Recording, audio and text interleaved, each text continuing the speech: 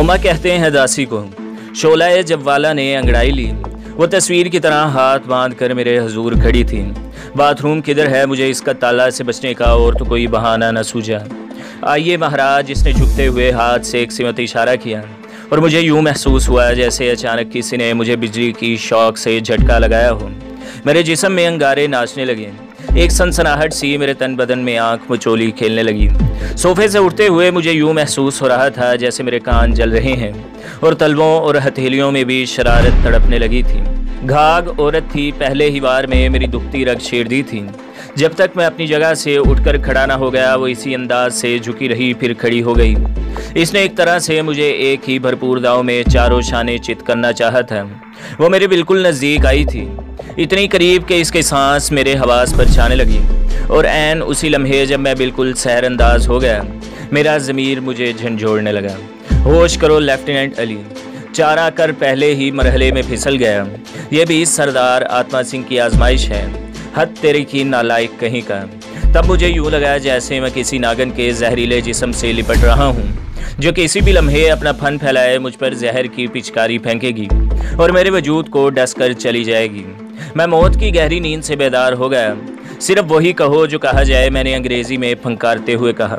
चंद लम्हे तो वो हैरत से मेरा मुंह तकती रही। इस रद्द अमल की तवक्का इसे हरगिज न रही होगी, लेकिन दूसरे ही लम्हे वो संभल गई। इसने मुस्कुराते हुए हटकर हाथ बांध दिए थे। क्षमा चाहती हूँ महाराज जी। इसने मेरी इस हरकत को शायद मेरा नखरा ही समझा था। इसकी अदाकारी पर मैं आशश कर उठा। क्या मजाल जो एक शिकन भी इसके माथे पर उभरी हो, वो वैसी की वैसी ही रही। फिर मैं ज्ञानी आत्मा सिंह के महल में बने इस फरांसीसी सामान से आरास्ता गुसल खाने में दिन भर की थकावट उतार रहा था, जहाँ एक कोने में मेरे लिए नया जोड़ा टंगा हुआ था। जब मैं नहा धोकर वापस आया तो वही दुश्मन ईमान ओमा मेरी मुंतजिर थी। खाना तैयार है महाराज। जिसने ड्राइंग रूम की एक सिमत रखी मेज़ की तरफ इशारा किया। एक मुअद्दब बैरा वहाँ मौजूद था। खाना मेज़ पर चुना हुआ था, लेकिन हैरतों का पहाड़ इन पर तब टूटा जब मैंने मेज़ पर बैठते ही ऐलान कर दिया कि मैं विष्णु हूँ। शिकमपुरी तो मैंने अपने इस दोस्त के साथ ही कर ली थी जिससे अभी मुलाकात करके आया था, लेकिन मैंने इन लोगों को ये तासुर न दिया और सब्जियां और फुलके निगलता रहा। गयानी इसी असना में मुसलसल गायब रहा था। वो अपनी हर हरकत से पुरस्रार साबित हो रहा था। मेरा तजस्सुस बढ़ता जा रहा था। वो एक ही वक्त में ज्ञानी भी था और आफते नागहानी भी। एक बूढ़े सिख का कोलकाता जैसे बैनुल अक़वामी शहर में बैठकर दादागिरी करना समझ में नहीं आता था। वो ज़रूर कोई माफूकुल फितरत हस्ती था जो सांपों की इस बस्ती में शीशनाग बना बैठा था। खाने से फरागत के बाद मेरी रहनुमाई ओमा ने एक आरामदेह ख्वाबगाह की तरफ की। मालूम होता था जैसे उसने थोड़ी देर पहले की मेरी गैर मामूली सलूक को बिल्कुल नज़रअंदाज कर दिया था। वह हर सूरत मेरी खिदमत करने पर तुली हुई थी। इसकी हर ज़रबकारी थी, लेकिन उसका वास्ता किसी जराइम पेशा शरीफजादे से नहीं, एक तरबियत याफ्ता कमांडो से था जिसने असमत का एक ही मफहूम समझा था। इसके नज़दीक औरत की तस्दीक भी वही थी जो मर्द की। फाहिशा औरतें ही नहीं होती, मर्द भी होते हैं। वो रात अलिफ लैली की तलिस्मी रात की तरह मुझे नए नए जहानों से आशना करती रही। मेरी बुज़दिली जानिए या ईमानदारी कि मुझ में अपने ज़मीर का सामना करने की हिम्मत ही नहीं थी। अपने अंदर की अदालत के सामने मुजरिम बनकर पेश होने का तसव्वुर ही मेरे लिए अज़ियतनाक था। ओमा ने जब अपने सारे दाव आजमा लिए तो वो भी जैसे टूट सी गई। मेरी दानिश में इसे किसी मर्द के हाथों ये पहली हार हुई थी। बिलाखिर शिकस्त खुर्दा सी होकर इसने बेडरूम के दरवाजे का सहारा लेकर मुझसे कहा, सर मैंने आज तक हार नहीं मानी थी, आपने ओमा को भी शिकस्त दे दी है। इसके लहजे की थकावट इसके लफ्ज़ों में अय्यां थी। मुझे भी इस बात का ज़हम है कहकर मैंने करवट बदल ली। दरवाज़ा आहिस्तगी से बंद करके वो मुझे शब खैर कहकर चली गई। मैंने अपना पिस्तौल सिराने रखा हुआ था। अभी तक ज्ञानी ने मुझसे मुकम्मल बेनियाजी बरती थी, हत्ता कि मेरे जोग्राफिया के सिलसिले में भी मेरे सिरहाने टेलीफोन धरा था, लेकिन यहाँ से उस्मान को फ़ोन करना मैंने मुनासिब न समझा। अगर ज्ञानी ने मुझे अपने हल्का ख़ास में शामिल कर लिया है तो ये मेरी खुशबख्ती है। इसकी आड़ में हमारे बहुत से ऐसे ख्वाबे शर्मिंदा ताबीर हो सकते हैं जिनकी अभी तक हमें हसरत ही रही थी। रात गए तक मैं इससे मुतल्लिक लाया अमल तरतीब देता रहा। बिलाखिर एक फ़ैसले पर पहुंचकर मैं मुतमईन हो गया और इत्मीनान नसीब हुआ तो एक नए कुरब ने आन घेरा। ये आंसा थी जो मेरे दामने दिल को वाओ किए देती थी, मेरी धड़कनों पर चलती चलती आई थी, जिसने मुझसे बंगाल के शहर की अजमत का लोहा मनवा लिया था। जो जिंदगी की तपती जुलसाती शाहराहों पर अमावस की ठंडी चांदनी की मारिद अपनी छाया बिखेर रही थी, जिसके दामन में पुरखों से चलने वाले काफलों के थके मांदे राहो अमान पाते थे, और जिसकी यादों की ठंडी ओस मोहब्बत की शबनम बनकर मेरे अंदर कतरा कतरा उतर रही थी, और सारी कुल्फतें, सारे दुख, सारी थकन भूल कर मैं सिर्फ इसके मुतल्लिक ही सोचने लगा था। तुम मुझसे बचकर कहीं नहीं जा सकते लेफ्टिनेंट अली, क्योंकि मैं फिजाओं में कुरनों से रचा बसा एक गीत हूँ। मैं मोहब्बत की साज पर गाया जाने वाला वो नगमा हूँ, जिसकी गूंज से पत्थरों में शगाफ पड़ जाते हैं, जिसकी थरथराहट से कोई जाने पना नहीं। तुम्हारी ज्वलानियाँ, तुम्हारे पहाड़ इरादे, तुम्हारी संगलाख कुव्वत इरादी, इनमें से किसी की भी मेरे नज़दीक कोई हैसियत नहीं। तुम चाहो भी तो मेरे खींचे हुए हंसार से निकल नहीं सकते। उसकी सदा मेरे पूरब की सिमत से आती सुनाई दे रही थी, और इसके एक एक हरफ की सदाकत पर आमना सदकना की पुकार मेरे अंदर से बुलंद हो रही थी।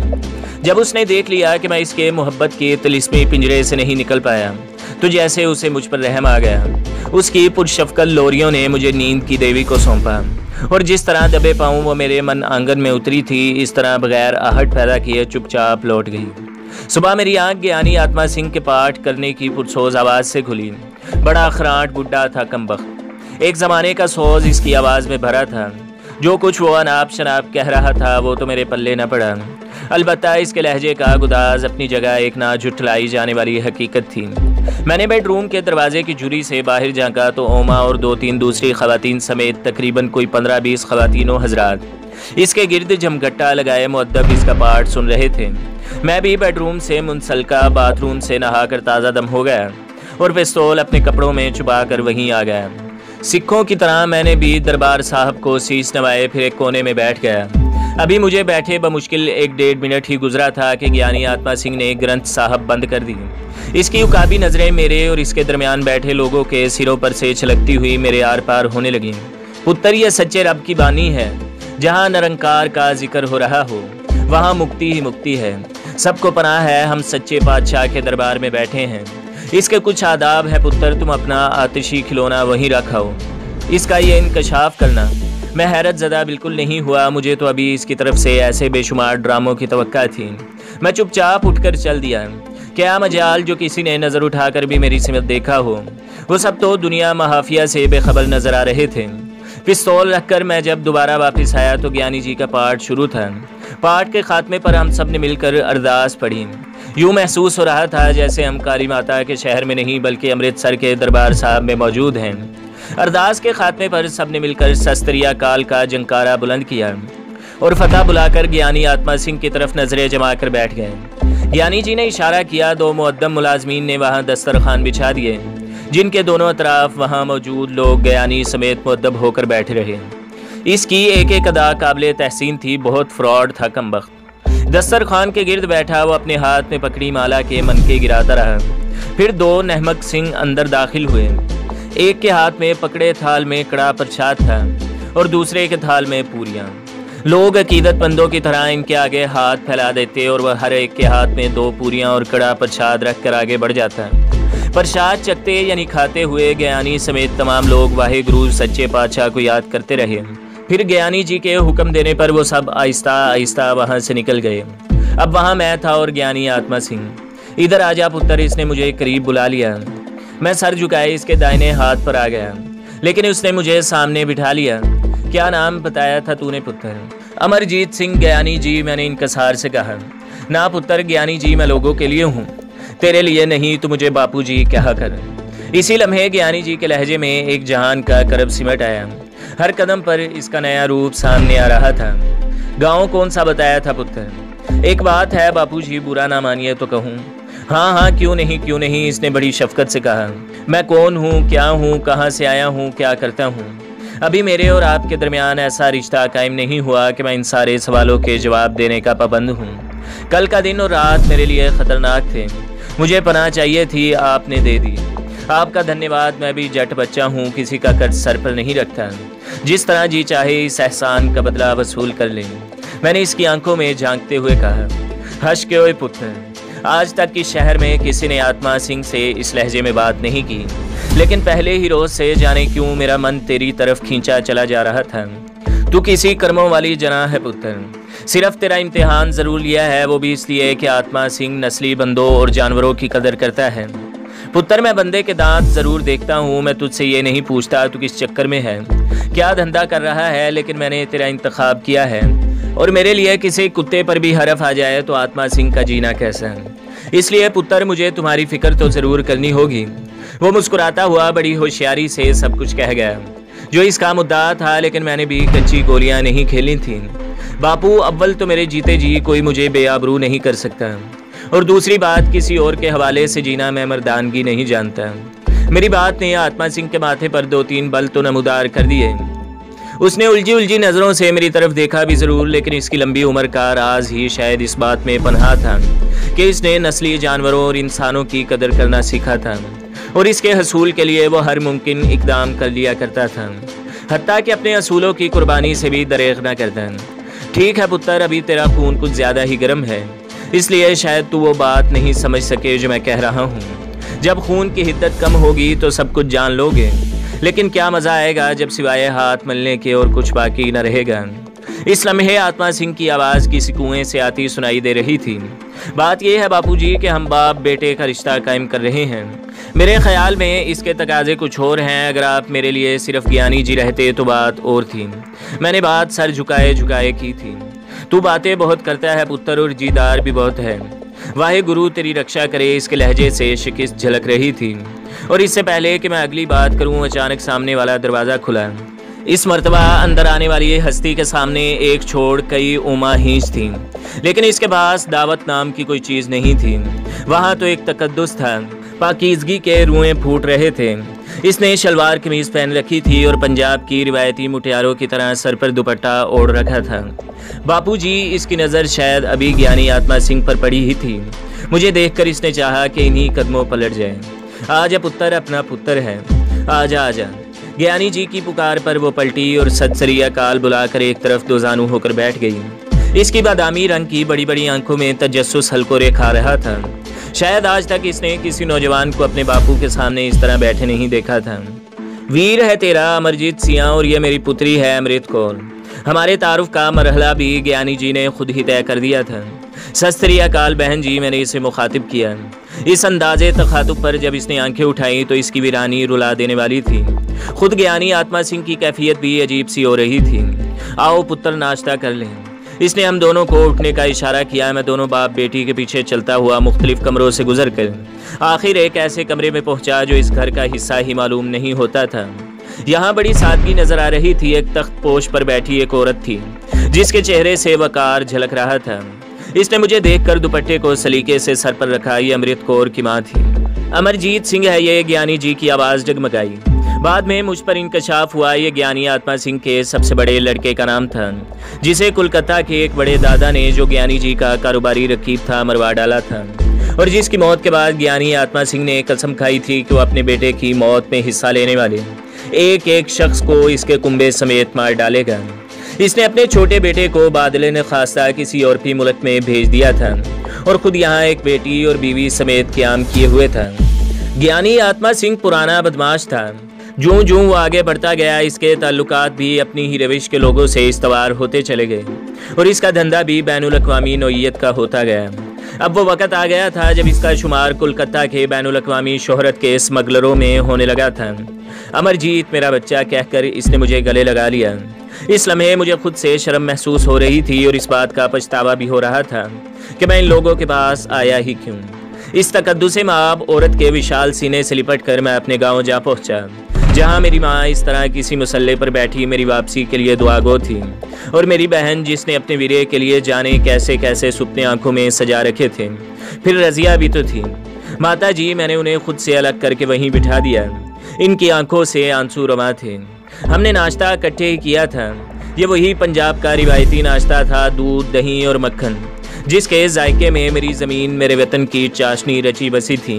हम वही बैठे एक दूसरे से बातें भी करते रहे। अमृत मेरी सेवा में जो आनंद महसूस कर रही थी वो इसके अंग अंग से जाहिर हो रहा था। और जब हम फारिग हो गए तो वो लोग मुझे जाने नहीं देते थे। अभी ठहरो एक रोज़ और, दिल तो हमारा भरा नहीं, सब कह रहे थे, मगर मैं तो यहाँ रहने के लिए नहीं आया था। मुझे तो मेरी नई जिम्मेदारियां आवाज़ दे रही थी, मैं फिर आऊँगा, अगले 2-3 रोज़ मैं ज़रूर पलट आऊँगा। और मेरे इस वादे पर मुझे इजाज़त मिल गई। ज्ञानी आत्मा सिंह मुझे बाहर तक छोड़ने आया। पुत्र अगर जट का बच्चा है तो अपने कौल को सिद्दक से निभाना। चंगा रब रखा। और इसने बावर्दी नौकर को इशारा किया, इन्हें जहाँ कहें छोड़ आओ। रब रखा कहकर मैं पिछली सीट पर बैठ गया और जब तक गाड़ी चली नहीं, ज्ञानी जी प्यार भरी नज़रों से मुझे देखते रहे और मैं सोचता रहा कितना गहरा शख्स है ये, समुंदर की तरह जिसका कोई किनारा नहीं। मेरे होंठ खुद ब खुद लरजने लगे और मेरी आंखें गुरुजी की नज़रों में गुम होकर अपने लिए नई राहें तलाश करने लगी थी।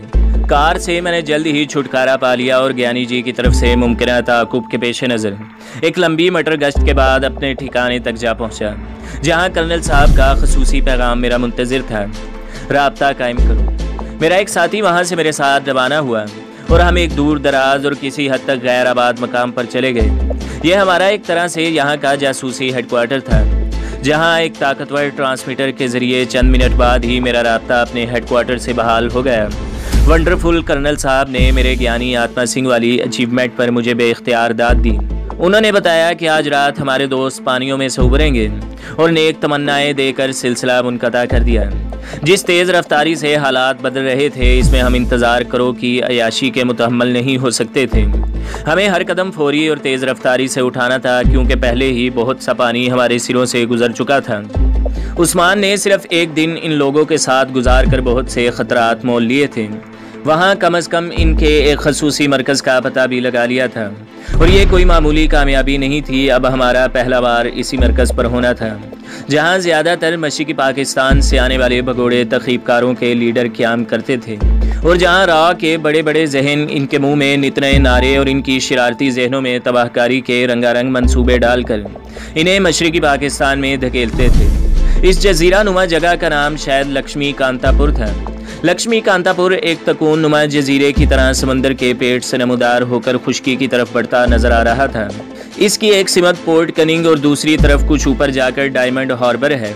लक्ष्मी कांतापुर को कोई फौजी अहमियत तो हासिल थी नहीं और यूं भी ये इंटेलिजेंस का तरीक़ेकार होता था कि वो लोग अपना काम खुफिया ही करते थे और किसी भी कार्रवाई के लिए शोर शराबे से गुरेज करते थे।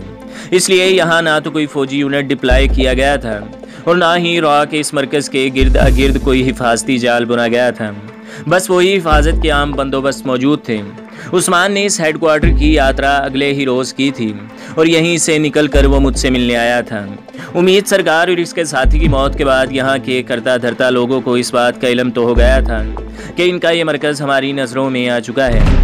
लेकिन एक तो यूं भी फी ज़माना अपने किसी अहम मरकज़ का दुश्मन की नज़रों में आ जाना कुछ ऐसी अजीब बात नहीं समझी जाती थी, और दूसरी बात यह कि मशरिक़ी पंजाब में हमारी नेवी की पतली हालत के पेश नज़र ये बात उन लोगों के वहमो गुमान में भी नहीं आ सकती थी कि हम कभी इन पर हमला करने का तसव्वुर भी कर सकते हैं। उस्मान से मैंने उसके होटल के कमरे में मुलाकात की थी। वहाँ हमने एक मरतबा फिर रॉ के इस मरकज़ के अंदरूनी मनाजिर का जायज़ा लिया और थोड़ी ही देर में तमाम जुज़ियात मेरे जहन में मुंतकिल हो गई। अब हम दोनों एक नए अज़म के साथ अपने खुफिया ठिकाने की तरफ जा रहे थे। शाम तक हमने 2 मरतबा अपने हेडक्वार्टर से राब्ता कायम किया। मेरा प्लान समझने में उन्हें ज़रा भी दुश्वारी पेश न आई और उन्होंने सीधा साधा जवाब दिया, मिशन जारी रखें। आने वाले नए दोस्तों को तुम्हारी पहचान करा दी गई है।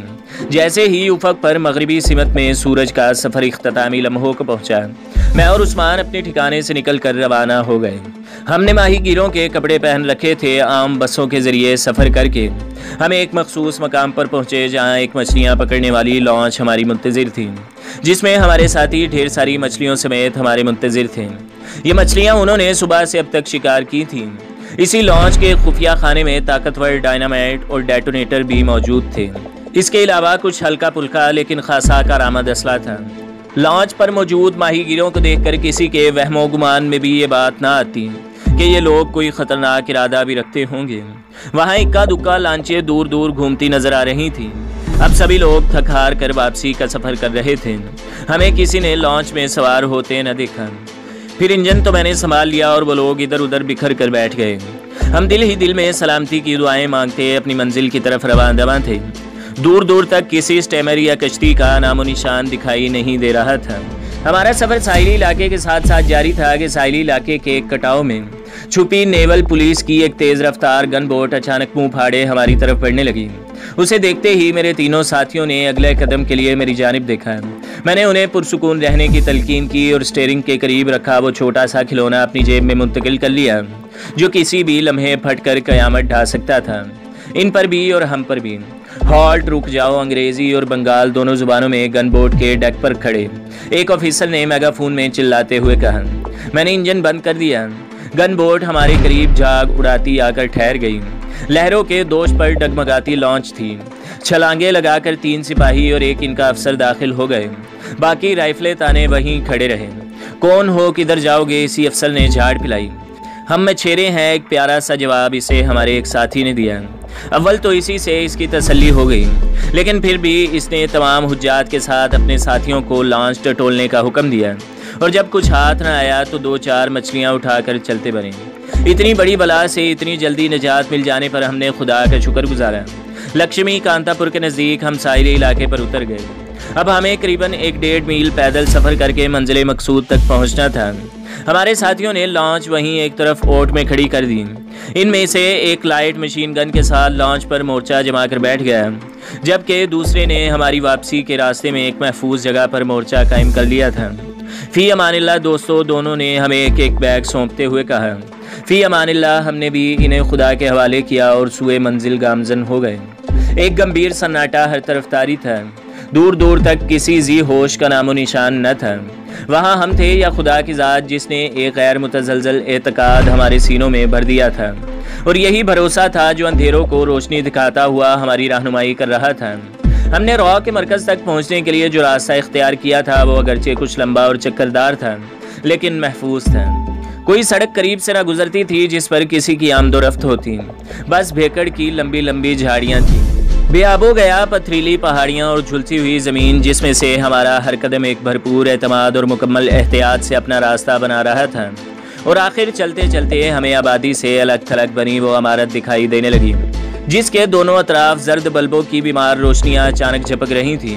मैंने एक टीले की ओट में बैठकर वो दूरबीन निकाली जिसके शीशे रात के अंधेरे में भी सब कुछ देख लेने और दिखा देने की सिक्कत रखते थे। इमारत के इर्द गिर्द एक पुरहोल सन्नाटा तारी था।